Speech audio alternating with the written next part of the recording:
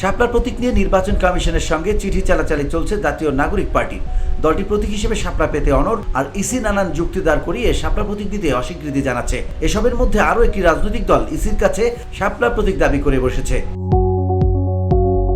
নিবন্ধিত রাজনৈতিক দল বাংলাদেশ কংগ্রেস দলের প্রতীক ডাব, কিন্তু সোমবার প্রতীক পরিবর্তনের জন্য দলটির মহাসচিব মোহাম্মদ ইয়ারুল ইসলাম ইসিতে আবেদন করেছেন। দলের দপ্তর সম্পাদক তুষার রহমান সশরীরে ইসিতে আবেদনপত্রটি জমা দেন।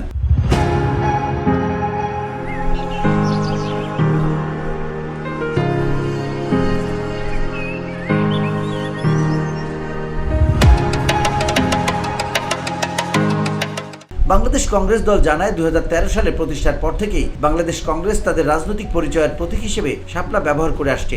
দলের প্রথম প্রচারপত্র থেকে শুরু করে ব্যানার, পোস্টার, লোগো সর্বত্রই শাপলার উপস্থিতি রয়েছে। পরে 2017 সালে নিবন্ধনের সময় ইসি জানায় শাপলা যেহেতু জাতীয় প্রতীক, তাই এটি দলীয় প্রতীক হিসেবে ব্যবহার করা যাবে না।